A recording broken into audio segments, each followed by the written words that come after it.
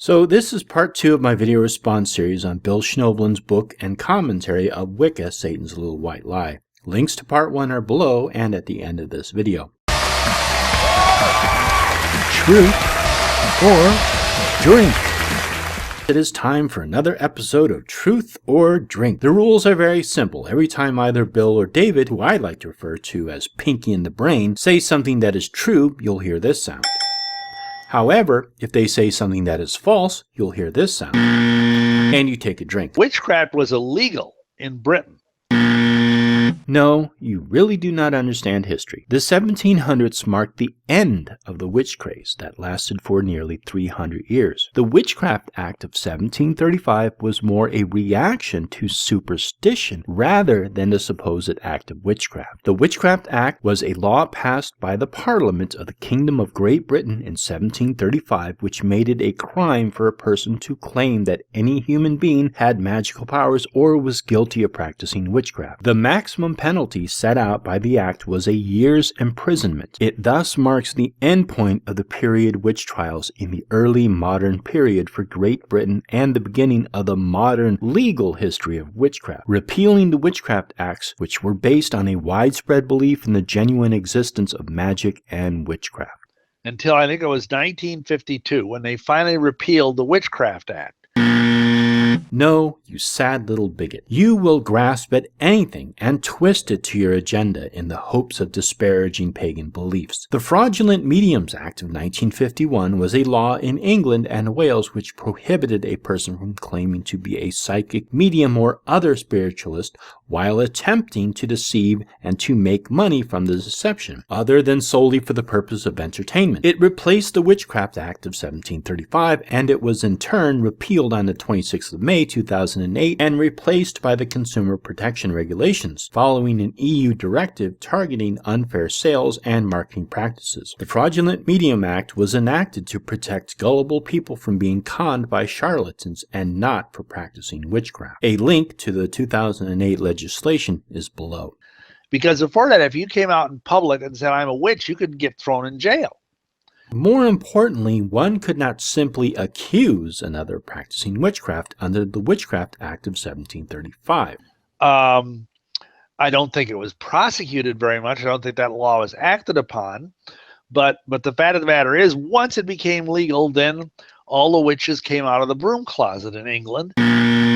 There were already several magical orders in operation before 1951, such as the Order of the Golden Dawn, the Order Temple Orientis, AA, the Ancient Order of Druids, etc. There were a number of people who went public as witches, Gerald Gardner being among one of them. He also was very public about witchcraft, and this bothered many of his peers. This publicity was a boon for witchcraft as the public suddenly became aware of witchcraft. Gardner's witchcraft, which would later be known as Gardnerian and even later Wicca, which became popularly mispronounced as Wicca, and later on in America. But most of what we see over here in America was originally British witchcraft, like Alexandrian Wicca or Gardnerian Wicca or See, what you got to realize is there's not, just like there's not one kind of Christianity or even one kind of Nazarene or Messianic type movement.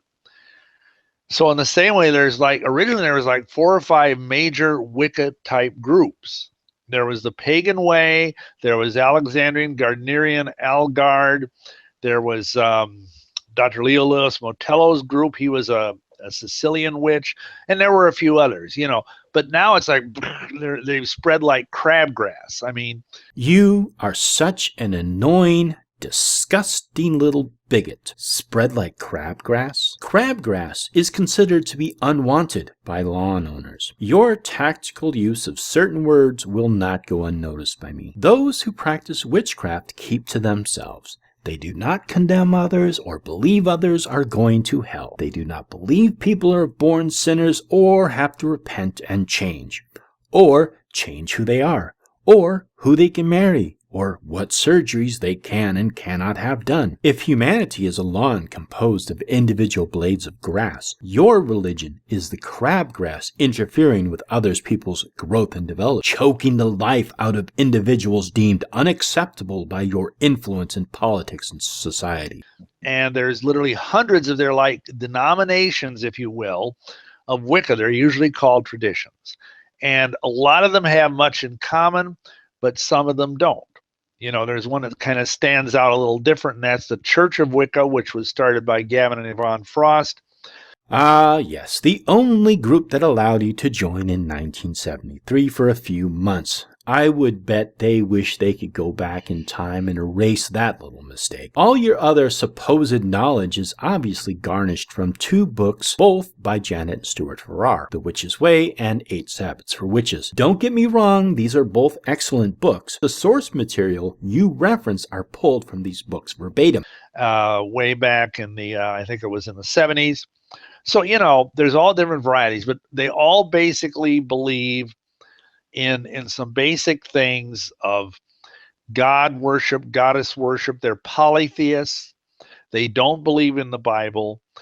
They're basically pagans. And they spell it with a capital P. They say, just like Christians get a capital C, we get a capital P. And so they're capital P pagans.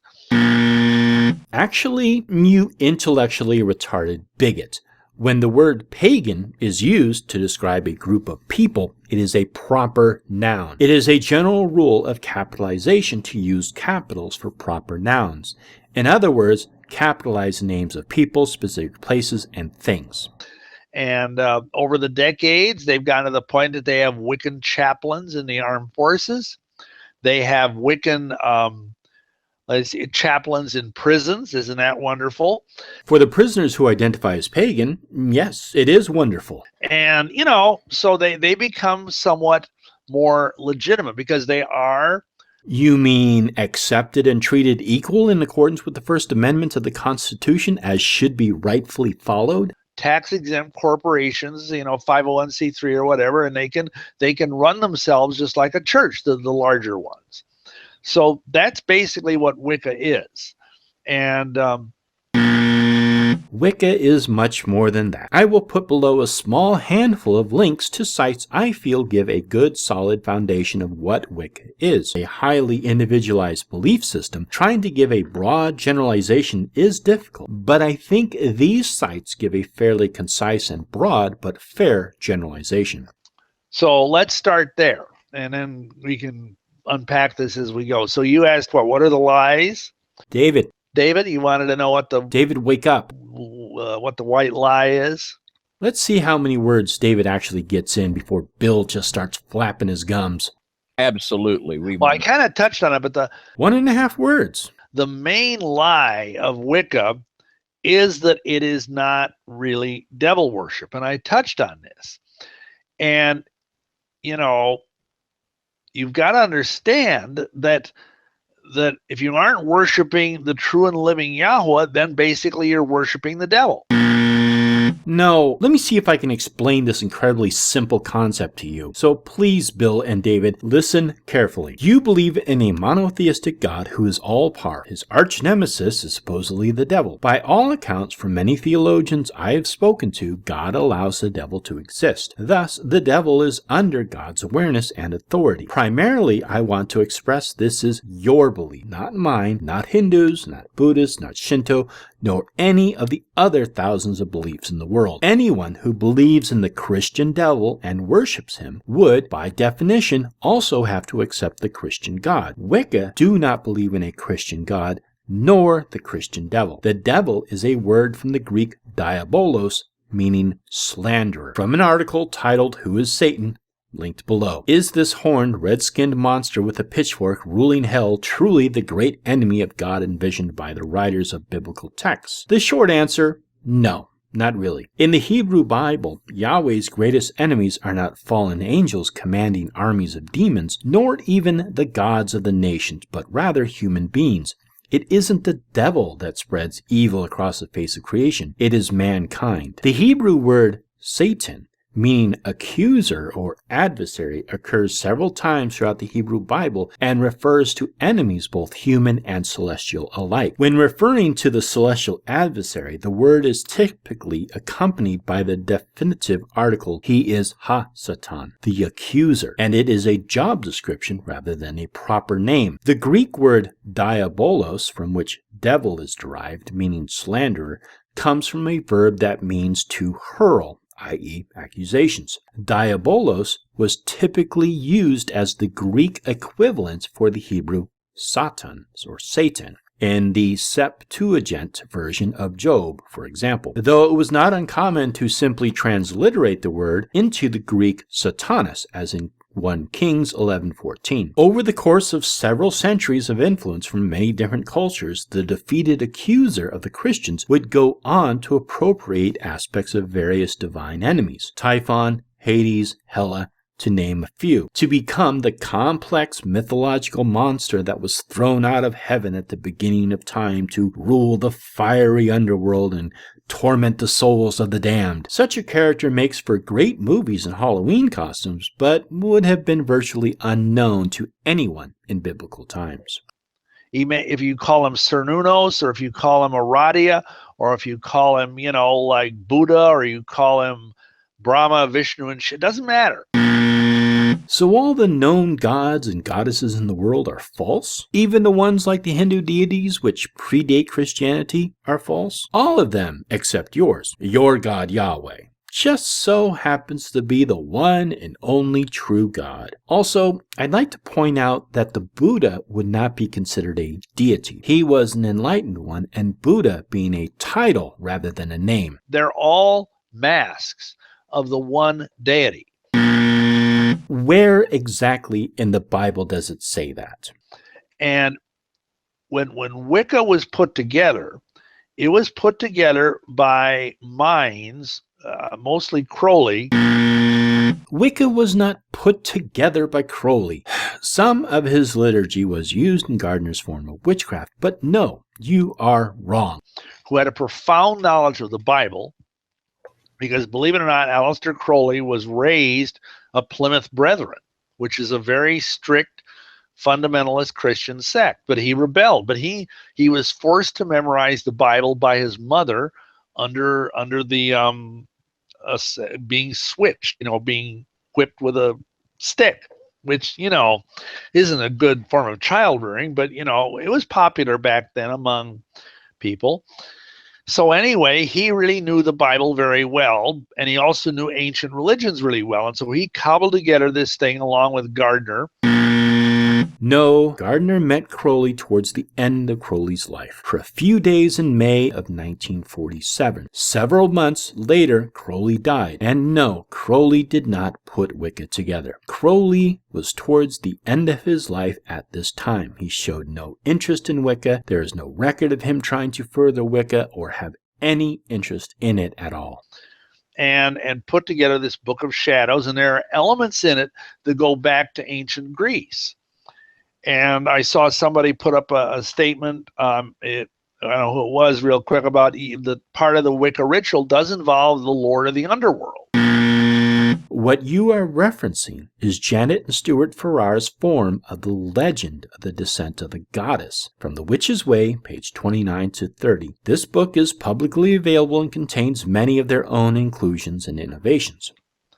That in the second degree of Wicca, in the rite I was an Alexandrian high priest. No, Mr. Bullshit, you never achieved the second degree. You are taken down into the underworld, and it's a reenactment of the legend of the goddess's descent into the underworld, and the Lord of the underworld is the horned god.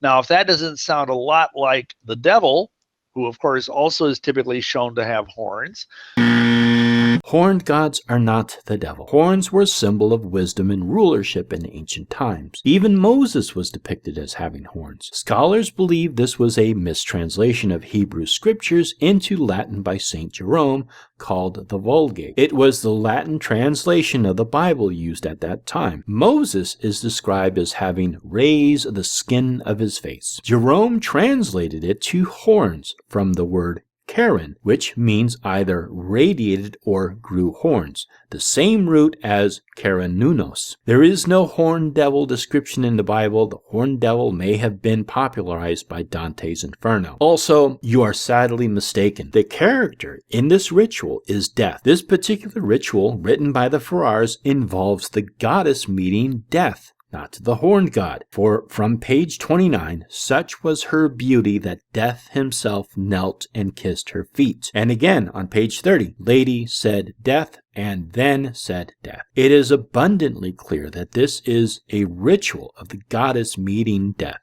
Then I don't know what is. But of course, the witches would say, oh, well, the devil is a Christian invention. Yes, the Christian devil is a Christian invention, a fallen angel who is God's adversary, but scapegoated into being responsible for all the world's problems, so that basically God would allow to happen and be able to still look like the good guy when war, pestilence, famine, death, and disease needed to be explained. Which, of course, is not true, because the devil exists in the Torah, in the Old Testament, just as he does in the New Testament. Plus, there's devil figures that go way back in Egyptian lore, in Norse lore, in Germanic lore. There's an evil figure in almost all forms of religion. So it's not just something that Christians made up. In many mythologies, there is the figure of a god of chaos, a god of death, or a ruler of the underworld. But these deities serve a function, and to just call them evil is an oversimplification. But regardless, it is not whether humankind have a concept of dark and unknown forces out of their control, but whether, if the Wicca, and by your own accusation that all religions in the entire world are actually worshiping the Christian devil.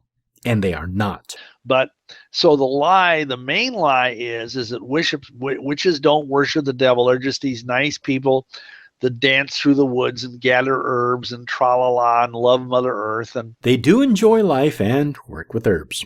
You know, that's a lie.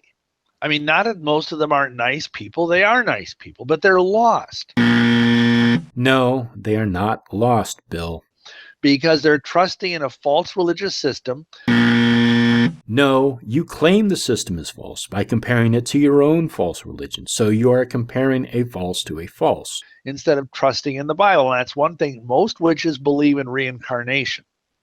So they believe in this idea that, okay, you go through this life, and if you screw up, you die and you get another chance. Well, that would be nice, but it's not true. And in fact, we have a whole chapter which very thoroughly goes into the lies behind reincarnation. Reincarnation is what some Wiccans believe in, but there are also various concepts and ideas of how reincarnation would work, and if it even does. Why it is a fallacy, both from the standpoint of the Bible, from the standpoint of just logic, and also from the standpoint of history. And we can talk about that if you want, David. But David's not talking, Bill. He's basically listening to you ramble on about all this nonsense. That's what they hang their hope on. They believe it's not the same kind of reincarnation you see in India, where they believe people start out as rats or whatever, and they gradually work themselves up to be human. In Wicca, they believe that you start out as a sort of entry-level human being, not a very evolved person. I'm not sure where you are getting this. Thoughts on the afterlife, if any, can be rather diverse and plentiful among various pagan and Wiccan individuals. Probably a Republican. And then gradually you work your way up life after life to becoming a Democrat or maybe even a socialist. So your form of reincarnation that you learned from the few brief months you were hanging around those Alexandrians purports that reincarnation involves various political positions that one is reborn as. Didn't Jesus die and rise again on the third day? wow, what a deal. And I'm making fun here, but so it's not like if you screw up in a life, you get sent back to being a rat. No, you just get sent back to being a low-level human. And then some groups believe that eventually you'll become a godlike being. So like some forms of Hindu reincarnation. And they believe, like many New Agers, in fact, in some senses, Wicca is sort of a major component of the New Age movement. Are we talking about Wicca or New Age? New Age is a hodgepodge of many various spiritual and religious ideologies and concepts. Because like many New Agers, they believe that eventually they will become godlike beings. Really? That sounds nice. If they play their karma right over the years. And karma? I think you are confusing Hinduism with Wicca. I think most everybody knows what karma is. I don't think we need to define that. But, I just remember I saw a bumper sticker once when I was a witch that said, your karma ran over my dogma.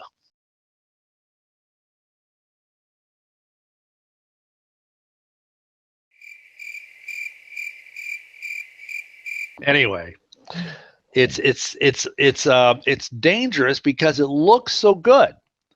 And we've got to remember, like anything else, any other group, now they're not as innocent looking as the Mormons, obviously, because Mormons don't run around wearing black robes and, doing things like that. But what the fuck does Mormonism have to do with this? So what if they do run around in black robes? At least they're not knocking on people's doors asking if they found Jesus, or go onto YouTube and claim that all religions are false and wicked and that the adherents of all other religions are lost. But like many of these groups, they look really good. They appear to be innocent. They love the earth. They love herbs. And again, there's nothing wrong with using herbs as medicine. Nothing whatsoever.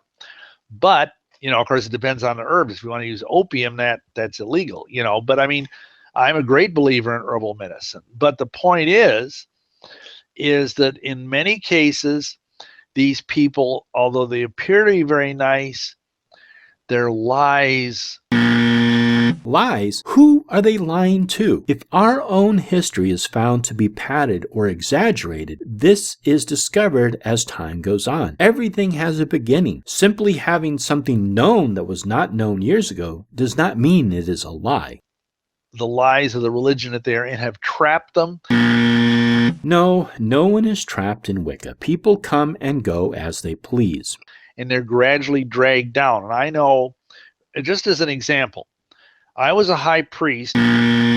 For the last time, you fucking lying sack of shit. You were not a high priest. You studied Wicca for a few months in 1973 and read the Farrar's book. This does not grant you the title of high priest, and even so, you left Wicca. Over a large network of covens in the Milwaukee area for most of my time as a witch. I initiated personally 175 women into witchcraft, Alexandrian witchcraft. If you did this, you had no right, you had no authority to officiate these initiations. You lied to those people who trusted you, and you stripped them of their right to claim a lineage to a tradition that you were not truly a part of. In other words, you worthless piece of human garbage, you operated without license or authority. You cheated these seekers, operated under false pretense, and performed malpractice. And we officiated at many witchcraft weddings. We counseled people. We worked with people. I don't think any of those weddings survived more than a couple of years. First of all, you are not, nor were you ever, an Alexandrian high priest. You were initiated into the first degree, and that is all. You didn't even bother to learn anything. All the other information you provide is obviously from the Farrar's books. Besides, if those marriages did not survive, that is on the couple, not the wedding. All the people broke up. The marriages broke apart, and even if there were children, the people would run off with other partners.